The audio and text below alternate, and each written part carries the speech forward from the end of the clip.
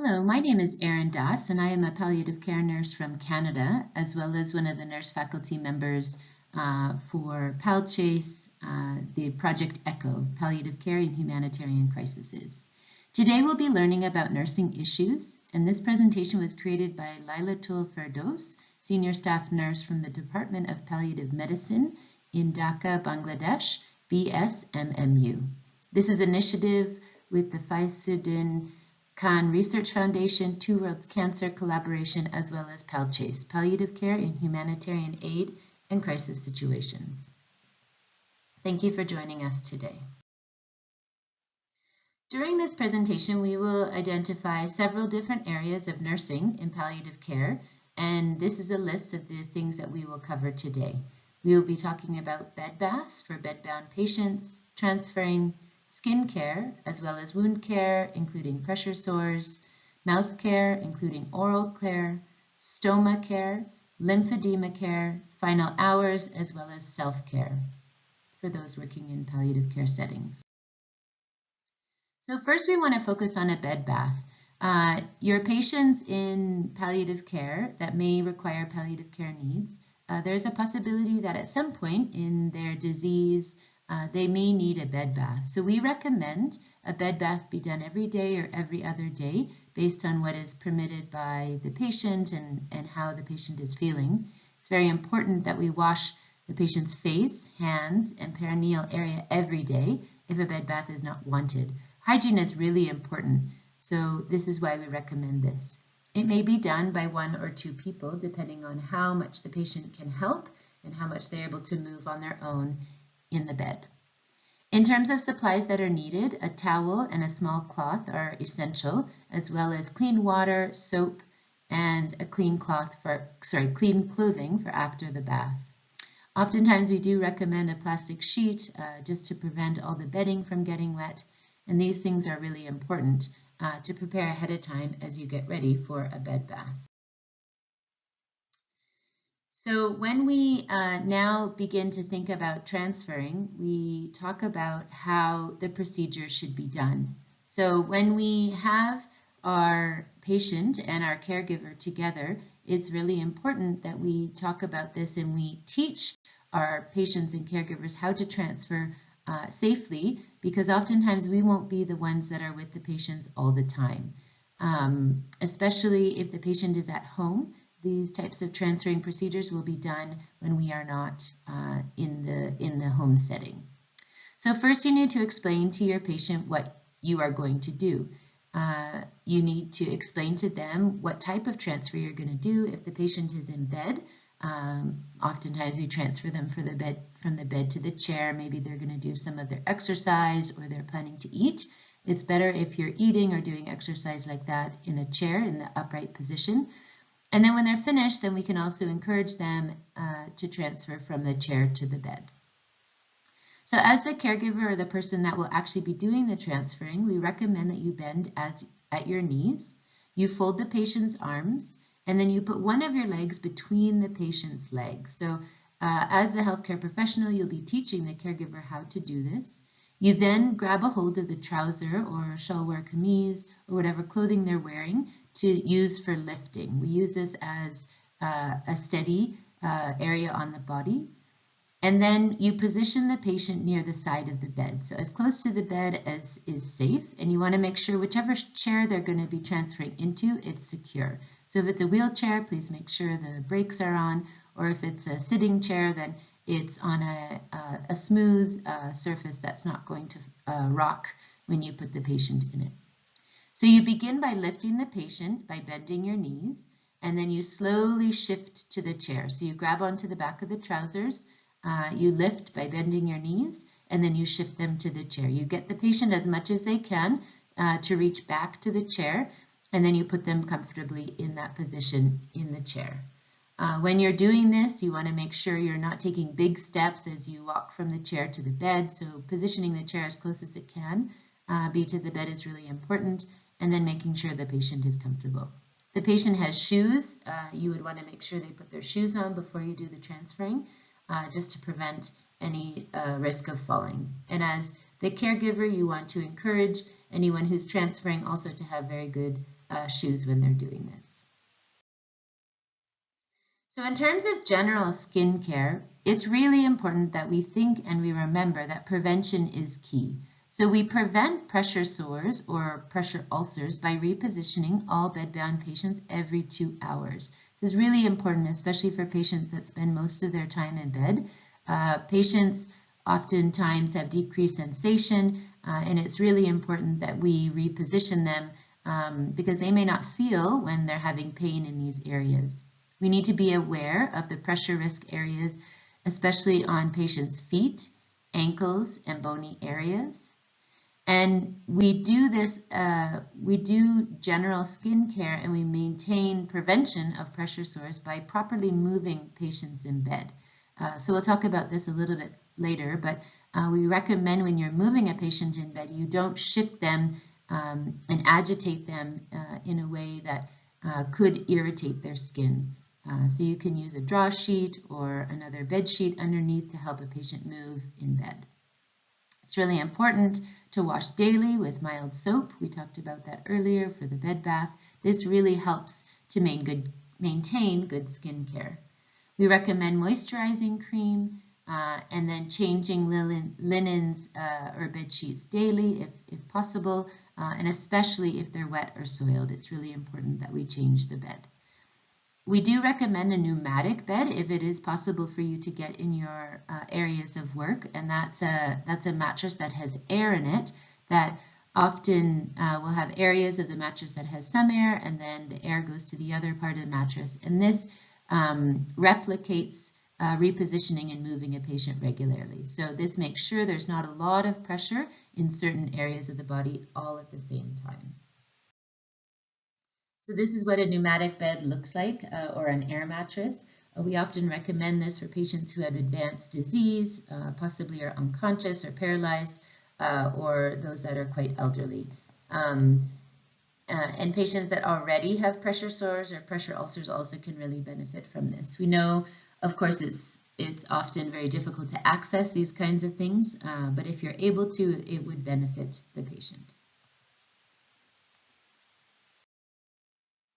We do recommend that you use soft pillows for this for your patients. So here in this image, you can see we've used pillows on the patient's ankles, underneath their knees, at their elbows, and even at their back.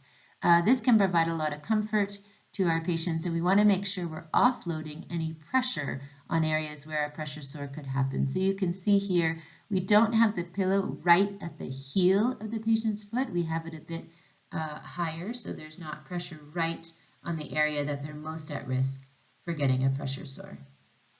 And this you can easily do at home with your patients. You don't need a hospital bed to provide this type of care. So when we talk about shifting or transferring patients, we often use a draw sheet. So draw sheets reduce friction and shear. If you drag your patient in bed when they're bed bound, oftentimes you can tear their skin. Skin of palliative care patients can be very fragile. So even shifting someone in bed without using a draw sheet could easily give them a pressure sore. So here we have an example. This is an extra sheet that's under the patient. So you can see here they have their primary bed sheet that's white, and then we have a draw sheet here that's light green, and they're using that sheet to help reposition the patient in bed. So here you can see the patient has their knees elevated, their arms kind of drawn into the middle, and then with two people we can shift a patient higher in the bed so they don't continue to slouch and cause more pressure ulcers. So when we talk about pressure ulcers, these are the areas that are great or at risk of skin breakdown. So we have our elbows, our inner knees, the back of our head or ears, our shoulder, lower back or buttocks, the greater trochanter, the hip, the inner knee, and again, the heel. These are areas that we need to check really regularly. If there's any discoloration in skin or skin breakdown, please let the medical team know. And if you're teaching a caregiver, it's really important that you ask the caregiver while they're at home to be looking at these areas as well, especially for our bed ridden patients, this is really, really important. If there is any skin breakdown or any redness or a sore, it's really important that we start to document and we stage the sore. So there's 4 different stages of pressure ulcers. Stage 1 is when the skin might be painful, but there's no break or tear in the skin. The skin might be red, it's not blanching, it may feel warm to touch or firmer or softer in the area around it. But there's no skin, the skin hasn't opened up or the skin has not broken down at that point. Stage 2 is when the skin does open. It becomes very tender and painful. Deeper layers of the skin are exposed, and we often find this as broken skin or possibly a blister. That's what a patient or caregiver might tell you that it looks like. Stage 3 is when the tissue under the skin is involved. This is very painful. It can become necrotic, or the tissue can start to die. There can be a really bad smell, and we often can see fat, but not muscle, tendon, or bone in stage 3. If the wound progresses to stage 4, this is a very deep wound. It extends all the way to the muscle and the tendon and the bone. It can be very painful, and these are often very difficult for us to heal. And there's less likelihood that we will be able to get the skin to heal fully in these situations. So we really try in palliative care as much as we can to think about prevention of these types of pressure ulcers, to provide comfort and to relieve suffering of our patients. So now we're going to move on to wound care. So when we think of the principles of wound care, it's really important that we think about assessing and documenting our wounds daily. So we do recommend that you clean a wound daily with normal saline or cool boiled water.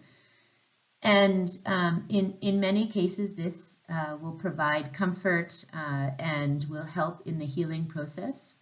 It is important that we prevent pain in patients that have large wounds or wounds that are painful by giving SOS or as needed pain medication before the wound dressing. So we usually recommend 30 minutes or so before the wound treatment is done. We do recommend morphine if a patient has access to that, or even midazolam for children. So when we clean our wounds, we use irrigation with a syringe. You don't include the needle, but we want to avoid wiping with gauze, as this causes mechanical damage to the new tissue. So we need to think about the new tissue that's starting to grow. And if we wipe with gauze and water, this actually causes that new tissue to be damaged.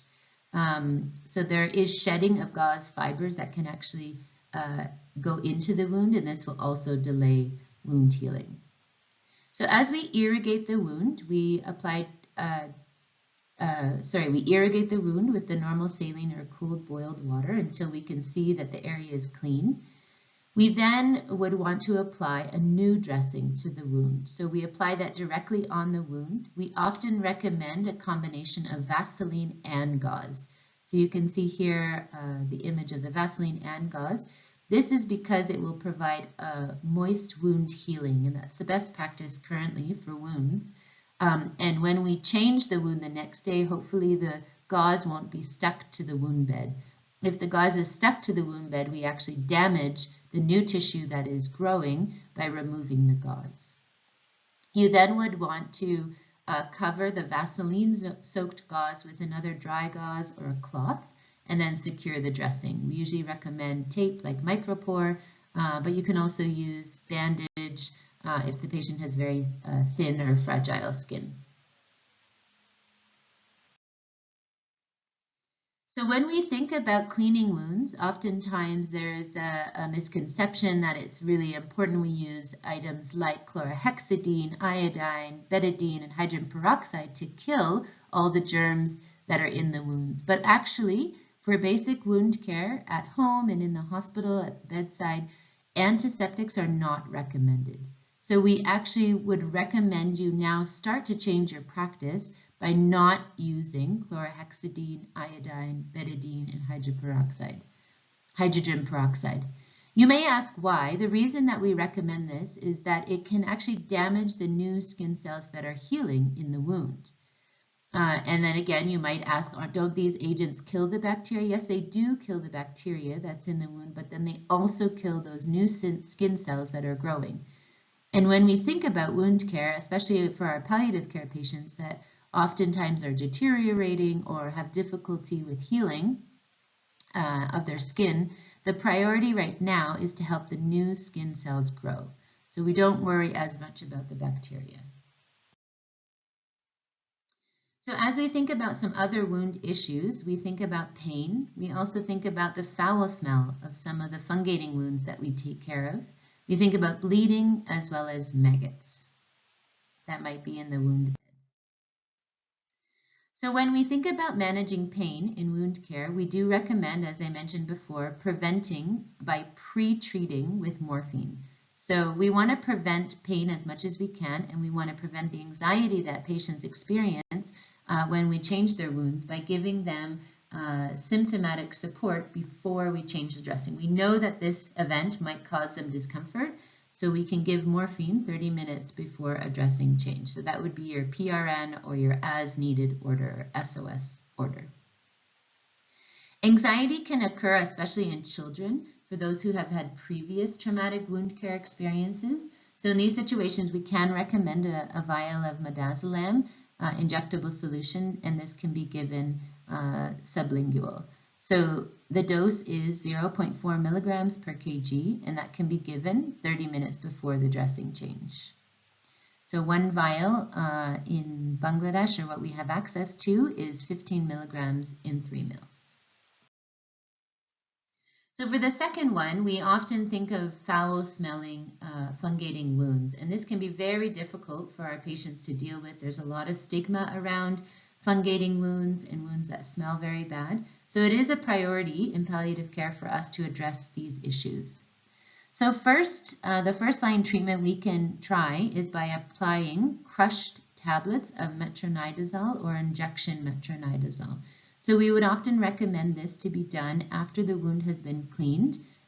So you take the old dressing off, and then you clean the wound with the normal saline as we recommended by irrigation, and then you crush a tablet of metronidazole, and you powder or you shake the crushed tablet right directly onto the wound. So this will go directly on that area, and this drug helps with the foul smell. Then you would proceed with your primary dressing and then a secondary dressing. There is some new research out there that tea bags, including green tea or black tea, used in the secondary dressing can also absorb and reduce the smell that patients experience. So this is some new research that's come out from Asia, from Singapore, and we have been using it in practice, and it has been very successful. It's a very easy treatment, as patients often can access tea bags easily in the marketplace. And the tea bag would go on the secondary dressing, not the primary. It would not go directly on the wound. It would be after you applied the metronidazole crushed tablets, and then you have a piece of gauze, and then you can apply the tea bag to the secondary dressing and then secure the dressing in place. And what I would recommend is you give it a try, see how the patient manages with that, and if it does provide comfort and relieve their suffering, then I would recommend you try that. Frequent dressing changes are often needed for these patients due to the amount of exudate and the smell. So this is something that you need to teach your families and caregivers, because they'll often be having to change the dressing at home. For bleeding, so for the third thing that we wanted to focus on for wound care, it can happen where fungating wounds or difficult wounds for our palliative care patients can start to bleed. We can have mild to moderate bleeding, and for this we often recommend applying crushed tablets of sulcrafate mixed with Vaseline in the dressing. And this can often provide relief for mild to moderate bleeding in the wound. We can also apply injectable tranexamic acid, and this can help immediately stop any bleeding that's occurring. If that doesn't work, then again, the next step that we have is to apply injectable adrenaline. And we use this only if the tranexamic acid is not working. We do obviously want to remember to apply pressure to the area and continue to support the patient during this time. It can be very difficult for patients, so we also recommend having dark cloths around or a towel that's dark in color just to reduce the amount of anxiety that patients see when their wounds are bleeding. For maggots, sometimes we come across wounds that have been open to the air and then they have an infestation of maggots or bugs that are growing in the wounds. And it's really, really important that we teach families to make sure that all wounds for our palliative care patients are kept clean and covered. Prevention is so important. It can be very difficult and very distressing for patients who have maggots in their wounds. So we do really want to reinforce and make sure that all wound care is being done properly and wounds are kept clean and covered. So in terms of treatment for these maggots and removing them, what we do recommend is to get a fresh raw meat, either chicken, fish, or beef, and this to be applied directly over the wound. So what happens is the maggots, I guess, smell the raw meat and then they are drawn towards that rather than the wound. It can take some time, so it's good to be patient during this experience. And slowly the maggots will come and will be drawn out. The other thing you can use is turpentine. It will also draw the maggots out of the wound bed. It's really important that we don't touch the turpentine directly to the skin because that can cause skin damage and skin breakdown. For a dressing like this, it's really important that they're changed frequently. We have to make sure we remove all of the maggots or they will just continue to grow and infest the area. So we do sometimes recommend up to 3 times dressing changes per day. You want to make sure you remove all of the maggots, and it's important to have some boiling water in a bowl beside you where you can put the maggots once they've been drawn out so that they're killed. You don't want the maggots to be crawling around the unit or possibly infesting another patient and their wound. So now that we've finished wound care and some of the issues that we face with wound care, we'll move on to mouth care. So as we think about some of our patients in palliative care and the nursing care that you provide for them, mouth care and oral hygiene is really, really essential and so important. Mouth care should be taught and should be done regularly for our patients. So we can recommend our patients do mouth care 2 to 3 times a day. This can include salt or sodium bicarbonate gargle, which would be approximately 1 cup of water and a teaspoon of salt or sodium bicarbonate. And this really helps take away any discomfort or irritations that patients have in their mouth. Could be from side effects from treatment or could be just as the patients, maybe they take less food in or they're spending more time in bed. This type of mouth care can really help. It's important that we also recommend that patients lubricate their lips. If you have any patients that are on oxygen, we often have side effects of dry mouth, and making sure that their lips are lubricated regularly can really provide some support. Mouth care is also recommended to be done after patients eat food to make sure that they've cleared any food from their mouth and there's not anything that could cause any irritations or sores.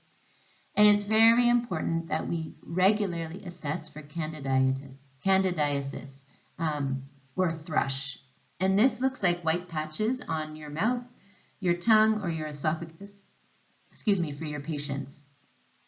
And the way that we treat this is by using nystatin. And you should make sure you don't drink after you've had your treatment of nystatin for up to 20 to 30 minutes. And it can be given regularly every 6 hours. We do recommend that patients can swallow the nystatin if they have thrush or irritation in their esophagus as well. So when we think about mouth care, again, a lot of it is prevention, but it is really important that we assess and treat any infections that patients might have or mouth sores that are causing them discomfort. As we shift to stoma care, we think of our palliative care patients and palliative care stoma care, which is so important to improve patients' quality of life.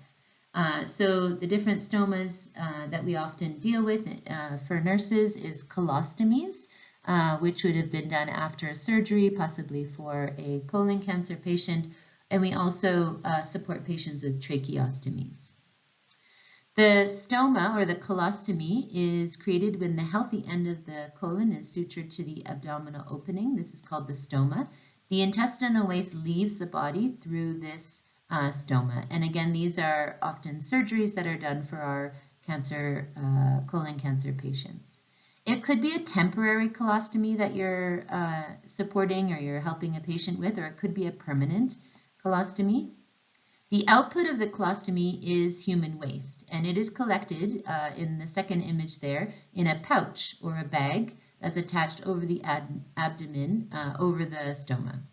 The pouch can be emptied when it's approximately 1/3 to 1/2 full and washed and reused.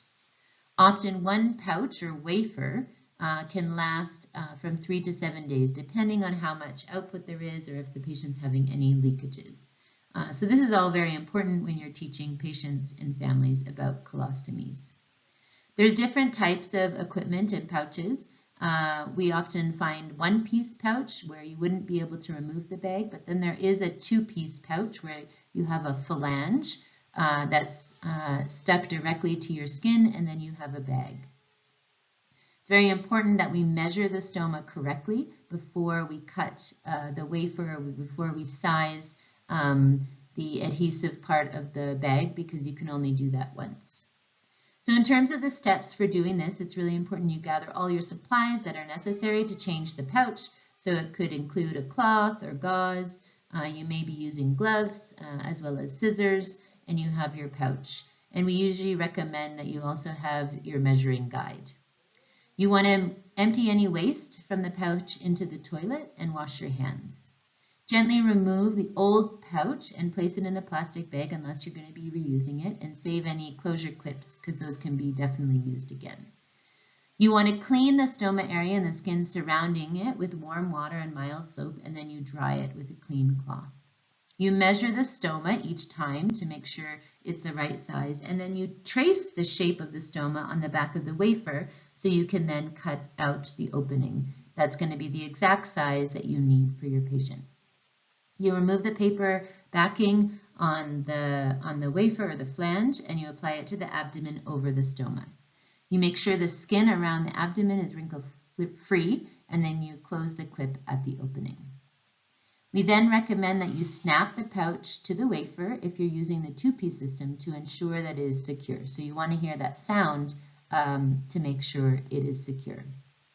This type of nursing care is really important, and if you feel that the patient and family are feeling anxious about doing stoma care and using the ostomy bag, it's really important that you spend extra time with these types of patients before they're discharged from the hospital to give them all the support that they need, especially when they go home.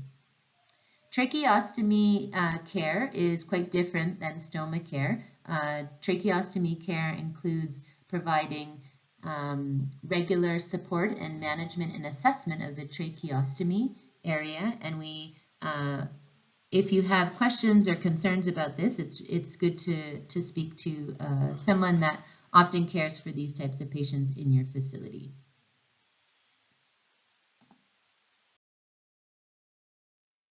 So now we'll shift to lymphedema care. Lymphedema is the collection of lymph in the interstitial space due to decreased lymphatic drainage, or the failure of the lymphatic system. So we often see this in our patients post-breast cancer treatment or post-surgery, and you'll see that maybe one or both of their arms is swelling, their hands and their fingers are swelling. Here we have an example of two patients that are requiring lymphedema care. The first patient on the left has lymphedema in their lower limbs. So here you can see that they've received treatment and some bandaging for their lymphedema. The patient on the right side looks like she is waiting for some massage. We also recommend after you've done specific training on lymphedema massage, this can be taught to patients and families and can provide patients with lymphedema symptoms a lot of comfort.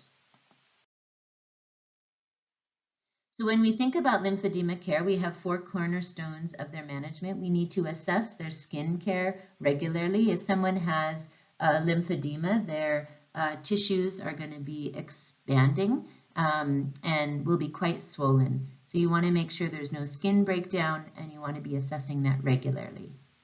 We then shift to compression. If it is possible, we do recommend some sort of compression through bandaging or a sleeve to reduce the amount of swelling in the area. We then shift to massage, which is a way that we can provide comfort and treatment for lymphedema care. And again, this does require some extra training to ensure that you're massaging in the right direction. All of our patients that have lymphedema, we recommend be exercising regularly and make sure that they're trying to use the limb that's showing more lymphedema during their exercise program to provide for the fluid to be removed as much as possible. And the exercise that we recommend is as tolerated for the patient. So now as we shift into our last few topics, we're going to talk about final hours and end of life. So when we think about this in terms of nursing care, it's very important that we take lots of time to teach our caregivers and our families about what is going to occur as they progress towards the end of their life. A patient may communicate less during this time. They will most likely take less food in. They won't be able to eat as much. They will have weakness and be less interested in other things. And some of their symptoms may increase, like pain or agitation. In the last few days of their life, we often notice patients' breathing will become more slow or irregular. Sometimes it also becomes faster. And we do recommend, if a patient has an NG tube at this time, to remove it, as it could remain a barrier for the family, and the amount of intake that they will need during this time is very limited. Patients and families might notice that their hands and feet, families might notice that the patient's hands and feet might become cold in the last days of their life, and this is because there is a reduced blood flow to that area. We do encourage that families spend the most amount of time they can with the patient, that the patient is not left alone during this time, that there's always someone with the patient at the bedside. There is a term that we often see and we talk about in palliative care at the end of life, and it's called terminal restlessness. So we find that patients can become restless or agitated during the end of their life, possibly due to disease progression. And what we recommend is that we give these patients a quiet environment. We don't want a lot of outside stimulation or noise. You can offer some quiet music in the background, reduce the lights over the bed, and we do recommend that if this becomes a major issue, that the family reach out to the healthcare team so we can give medication for this type of restlessness. In the last hours of someone's life, the patients might have something called noisy breathing or secretions, and this can be very difficult for our families to hear, and it can be very emotional for them. So we do need to prepare them for when this could occur. And what we recommend is that you reposition the patient on the left side for secretions to go into the stomach and be in a semi-lying position. You can use atropine drops if you have them accessible, but we do recommend to avoid suctioning as it won't provide comfort during that time. We do recommend to keep lips and continue with the oral care as much as possible, keep their lips moist, and the mouth hygiene is really essential during this time. As we draw our session to an end now, this is a time as we think about ourselves as healthcare professionals to reflect on how do we take care of ourselves. It gives us also the opportunities to support caregivers and family members in making sure that they have self-care for themselves. It can be very difficult to be a caregiver and to be a palliative care nurse or other healthcare professional during these difficult times of our patients. But it's really important that we find ways to relax and we find ways to make situations a little bit less stressful. When we talk about the stress of palliative care, you might feel that you are not doing a good job, that it can be very traumatizing if you have a child who dies in your care. Communication is also really difficult. There can be team conflicts, a lack of support, and even work overload. It's really important that we begin to talk about these kinds of things with one another so that we don't burn out.